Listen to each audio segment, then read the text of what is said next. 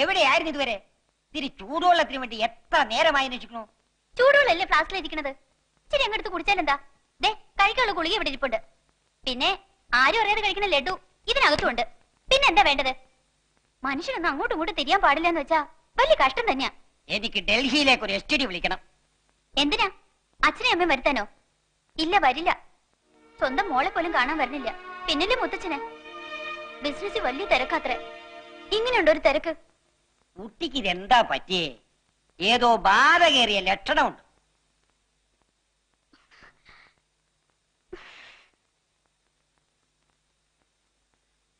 Doctor പരിശുദ്ധ മാതാവാ, എന്റെ മോനെ രക്ഷിച്ച മാതാവ്. ഒരിക്കലും മറക്കില്ല കേട്ടോ. നന്ദിയുണ്ട്.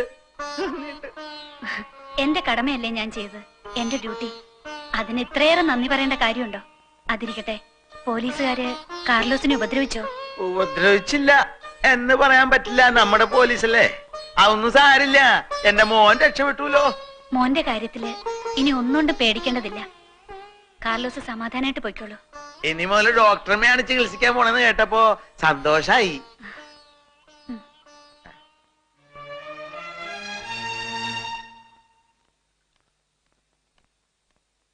എന്തായത്? മനസ്സിന്റെ വിഷവും മാറ്റാൻ അല്പം ബ്ലാക്ക് ടീ കഴിക്കുക. സ്നേഹലത റാഫേലിൽ ഇഞ്ചെക്ട് ചെയ്യാൻ എടുത്ത മരുന്ന് മാറിപ്പോയെന്നും പറഞ്ഞ് പലരും വഴക്കു പറഞ്ഞപ്പോ സത്യത്തിൽ വേദനിച്ചത് എന്റെ ഹൃദയമാണ്. എനിക്ക് മരുന്ന് മാറിയിട്ടില്ലെന്ന് നല്ല ബോധ്യമുണ്ട്. ഇതിന്റെ പിന്നിൽ ചില കള്ളക്കളികളുണ്ട്.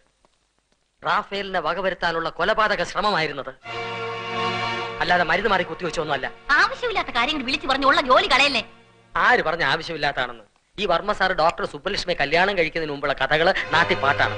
അതിന്റെ പാരഡി ഗാനങ്ങൾ വരെ മണി ഇറക്കിയിട്ടുണ്ട്. എന്റെ കുടുംബം പട്ടിണിയാക്കരുത്, എന്നെ അങ്ങ് വിട്ടേരെ.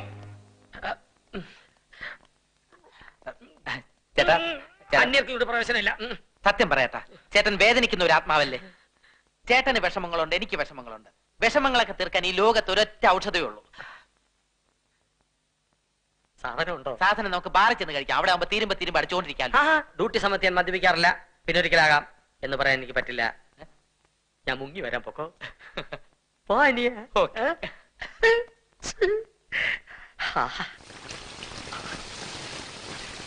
അയമുട്ടി നല്ലവന, അല്ലെങ്കിൽ ഇക്കാലത്ത് ആര് 2 ഫുൾ ബോട്ടിൽ ചക്കാത്തിന് വേണ്ടി ചേരും?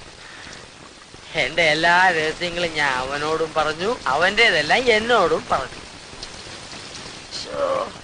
ഈ മഴ കണ്ടോ? ഈ മഴ ഇടുക്കി പെയ്തിരുന്നെങ്കിൽ പവർ കട്ട് മാറിയാന്. അതെങ്ങനെ മനുഷ്യന് നെറിയേട് കാണിക്കല്ലേ? അപ്പൊ പിന്നെ പ്രകൃതി നെറിയേട് കാണിക്കാണ്ടിരിക്കോ? ജൂണിൽ പെയ്യേണ്ട മഴ ജൂലൈ പെയ്യും. ഒന്നും ശരിയല്ല. മൊത്തത്തിൽ ഒരു പൊളിച്ചുപണി അത്യാവശ്യമാണ് ഇവിടെ. എംഡിയോട് പറഞ്ഞാൽ പൊളിച്ചെടുക്കാനുള്ള എല്ലാ ഒത്താശകളും അദ്ദേഹം തന്നെ ചെയ്തു തരും. തന്റെ കാര്യങ്ങളൊക്കെ അറിഞ്ഞിട്ട് പുള്ളിക്കാരൻ ഭയങ്കര ഹാപ്പി ആയിട്ടിരിക്കുക. വാർഡിൽ എത്തിച്ച ട്രിപ്പ് കൊടുത്തു വിടാം. എന്തായത്? ഈ മാസം ആദ്യം ഉണ്ടായ വീൽ ചെയർ സംഭവത്തിൽ എന്റെ ശമ്പളത്തിൽ പാതി കട്ട് ചെയ്യുമെന്ന് പറഞ്ഞിരുന്നല്ലോ. ഇന്നലത്തേതും കൂടി ആയപ്പോ അത് മുഴുവനും കട്ട് ചെയ്യുമെന്ന് എനിക്ക് ഉറപ്പായി. ഇനി ഞാനിവിടെ ജോലി ചെയ്തുകൊണ്ട് നിങ്ങൾക്കല്ലാതെ എനിക്ക് യാതൊരു പ്രയോജനവും ഇല്ലെന്നും മനസ്സിലായി. ഇതെന്റെ രാജിക്കത്താണ്, സ്വീകരിച്ചാലും. അത്രയേ ഉള്ളൂ. ഇന്നലെ താൻ എന്തൊക്കെ ചെയ്തെന്ന് വല്ല ഓർമ്മയുണ്ടോ? സ്വപ്പം മുമ്പാ കെട്ടിവിട്ടത്. മറ്റുള്ളവർ പറഞ്ഞറിഞ്ഞു. ആംബുലൻസിന്റെ ചില്ല് മൊത്തത്തിൽ തകർത്തു. മോർച്ചറി കയറി 2 ശവശരീരങ്ങളെ തെറി വിളിച്ചു. പിന്തിരിപ്പിക്കാൻ വന്ന വാച്ച്മാന്റെ കർണത്തടിച്ചു. അയാളുടെ ഒരു പല്ല് പോയി. ഓക്സിജൻ സിലിണ്ടർ ആണെന്ന് കരുതി സ്നേഹലതയെ പൊക്കിയെടുത്ത് 104 ഹാജിയാരുടെ മുറി വെച്ചു കൊടുത്തു. പച്ചവെള്ളമാണെന്ന് കരുതി 304 ആസ്മ പേഷ്യന്റിന്റെ വായിലെ സ്പിരിറ്റ് ഒഴിച്ചു കൊടുത്തു. അയാൾ വലിച്ചു കിടക്കുകയാണ്. മതി മതി മതി, ഇനിയുണ്ട് സാർ. ഒന്നും കേൾക്കണ്ട. ഡ്യൂട്ടി സമയത്ത് മദ്യപിച്ച് ലക്ക് കെട്ടാൽ എന്തൊക്കെ സംഭവിക്കുന്നു ഇപ്പൊ മനസ്സിലായല്ലോ. നാളെ മുതൽ തന്നെ പ്രൊമോഷനോടെ ഫാർമസിയിലേക്ക് മാറ്റാൻ തീരുമാനിച്ചിരിക്കുകയാണ് മുതലാളി. നാശനഷ്ടങ്ങൾ ഉണ്ടാവാതെ സൂക്ഷിക്കാൻ വേണ്ടിയാ ശമ്പളത്തിൽ നിന്ന് പണം കട്ടിയെന്നൊക്കെ പറഞ്ഞത്. മനസ്സിലായോ? മാസശമ്പളം 1 പൈസ പോലും കുറയാതെ ഗോപാലൻ തരാൻ ഞാൻ പറഞ്ഞിട്ടുണ്ട്. അങ്ങ് ഇത്രയും വലിയൊരു മനസ്സിന്റെ ഉടമയാണെന്ന് ഞാൻ അറിഞ്ഞിരുന്നില്ല. അങ്ങ് എന്റെ ദൈവമാണ്, എന്റെ അച്ഛനാണ്. അങ്ങേ ഞാൻ തെറ്റിദ്ധരിച്ചു. സാരമില്ലടോ. ഇനി ഞാനൊരു സത്യം പറയട്ടെ. അങ്ങൊരു ബൂർഷയാണെന്ന് കരുതി ദിവസവും തന്നുകൊണ്ടിരുന്ന ചായയിൽ ഞാൻ മനഃപൂർവ്വം വിരലുകൊണ്ട് ഇളക്കിയിരുന്നു. എല്ലാ ദിവസവും ഞാൻ കുടിച്ചതിന്റെ മിച്ചമാണ് അങ്ങ് കുടിച്ചുകൊണ്ടിരുന്നത്. എടോ, എന്തിനധികം പറയണം, എന്റെ എച്ചിലാണ് അങ്ങ് കുടിച്ചുകൊണ്ടിരുന്നത്. You are dismissed.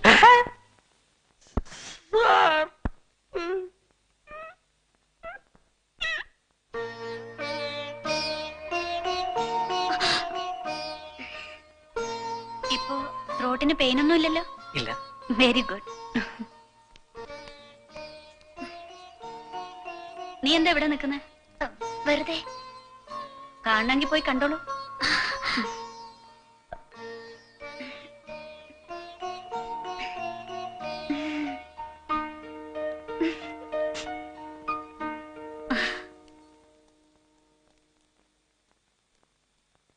ദാ അവിടെ Come in. എഴുന്നേക്കണ്ട, ഇരുന്നോളൂ. അച്ഛൻ എപ്പോ വന്നു? രാവിലത്തെ ഫ്ലൈറ്റിൽ. മോളെ അവിടെ കണ്ടില്ല. എന്റെ മുത്തച്ഛനാ പറഞ്ഞത് ഈ മുറി കാണുമെന്ന്. ഇപ്പൊ അസുഖം എങ്ങനെയുണ്ട്? കുറവുണ്ട്. ഹായ്, ആരാണിത്? മോനറിയില്ലേ? ചിറ്റടുത്തെ മാധവ മുതലാളിയാണ്. മനസ്സിലായി. പൊള്ളാച്ചിന്ന് മൊത്തമായിട്ട് കാളനെ വിലക്ക് വാങ്ങാൻ ആദ്യമായിട്ട് എനിക്ക് പൈസ തന്നത് മൂപ്പരാണ്. മുതലാളി എനിക്ക് മറക്കാൻ പറ്റില്ല. കാളനെ എവിടെ കണ്ടാലും എനിക്ക് മുതലാളി ഓർമ്മ വരും. അച്ഛനെ മരുന്ന് കഴിക്കണ്ടേ? മോളെ മുത്തച്ഛനെ മുറിയിലേക്ക് കൊണ്ടുപോയിക്കോളൂ. മുതലാളി ഇങ്ങോട്ട് ഇരിക്കാം. കാർലോസ് വരൂ, നമുക്ക് നടന്നിട്ട് വരാം.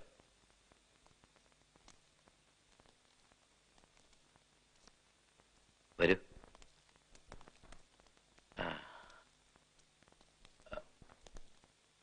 സങ്കുചിത മനസ്ഥിതിയാണെന്ന് വിചാരിക്കരുത്.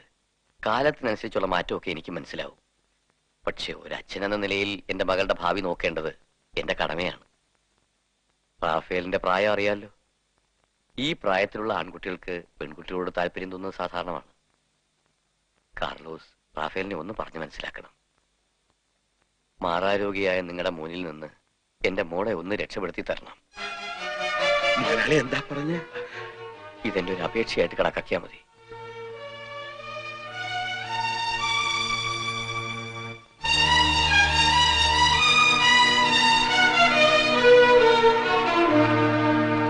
ആരണ്ട നീ കന്നാലി? ഈ പെമ്പിള്ളേര് മുറി കയറുന്ന ഏർപ്പാട് ഇന്നത്തോടെ നിർത്തിക്കോളണോട്ടോ. ഫാനാണത്രേ. തൽക്കാലം ഈ മോളിൽ കിടക്കുന്ന ഫാൻ മാത്രം മതി. കേക്കണുണ്ടോ നീ ഷാവി? എന്താ പച്ചണ്ടായേ? എടാ, ഈ പ്രേമം എന്നൊക്കെ പറയണതേ നിന്നെ പോലെ മാറാരോഗങ്ങൾക്ക് പറഞ്ഞിട്ടുള്ളതല്ല.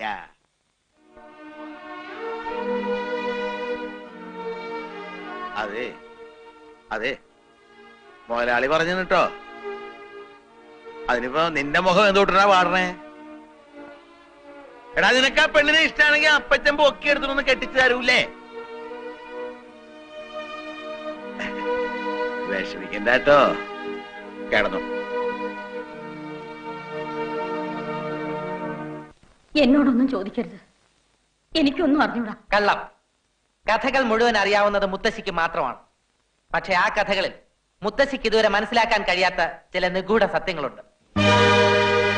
പ്രശസ്തമായ മുല്ലക്കൽ തറവാട്ടിലെ ഡോക്ടർ സുബ്ബലക്ഷ്മി അന്യജാതിക്കാരനായ ഒരു ഡോക്ടറുമായി പ്രണയത്തിലായതും അതിനെ തുടർന്ന് ഗർഭിണിയായതും അവരുടെ അച്ഛന്, നിങ്ങളുടെ ഭർത്താവിന്, താങ്ങാവുന്നതിലും അപ്പുറമായിരുന്നു. അദ്ദേഹത്തെ ആശ്വസിപ്പിക്കാൻ സുബ്ബലക്ഷ്മിയുടെ മുറച്ചെറുക്കനായ രവിവർമ്മ രംഗത്തെത്തുന്നു. തറവാടിനെ തകർച്ചയിൽ നിന്നും രക്ഷിക്കാൻ അദ്ദേഹം തയ്യാറാകുന്നു. കരുതിക്കൂട്ടി പ്ലാൻ ചെയ്ത ഒരു ആക്സിഡന്റിൽ സുബ്ബലക്ഷ്മിയുടെ കാമുകൻ കൊല്ലപ്പെടുന്നു. വയറ്റിൽ വളരുന്ന കുഞ്ഞിനെ നശിപ്പിക്കാൻ എത്ര നിർബന്ധിച്ചിട്ടും സുബ്ബലക്ഷ്മി കൂട്ടാക്കിയില്ല. ത്യാഗിയായ മുറച്ചെറുക്കൻ അമ്മാവനുമായി ഒരു രഹസ്യ ധാരണയിലെത്തി. പ്രസവത്തോടെ കുഞ്ഞിനെ ഒഴിവാക്കിയാൽ മുറപ്പെണ്ണിനെയും അവരുടെ ഭാരിച്ച സ്വത്തുക്കളെയും താൻ സ്വീകരിച്ചു കൊള്ളാമെന്ന്. അച്ഛന്റെ സുഹൃത്തിന്റെ അകലെയുള്ള ഹോസ്പിറ്റലിൽ വെച്ച് സുബ്ബലക്ഷ്മി പ്രസവിക്കുന്നു. പ്രസവത്തോടെ കുട്ടി മരിച്ചുവെന്ന് അവരെ തെറ്റിദ്ധരിപ്പിക്കുന്നു. അച്ഛന്റെ അന്ത്യാഭിലാഷം കണക്കിലെടുത്ത് അവർ പിന്നീട് തന്റെ മുറച്ചെറുക്കനെ വിവാഹം കഴിക്കുന്നു. വർഷങ്ങൾക്ക് ശേഷം സ്വന്തം മകൻ രോഗിയായി സ്വന്തം ഹോസ്പിറ്റലിൽ തന്നെ എത്തുന്നു. പക്ഷേ ഇതിനിടയിൽ ഒരു കണ്ണിയുണ്ട്. അതാണ് എനിക്ക് അറിയേണ്ടത്.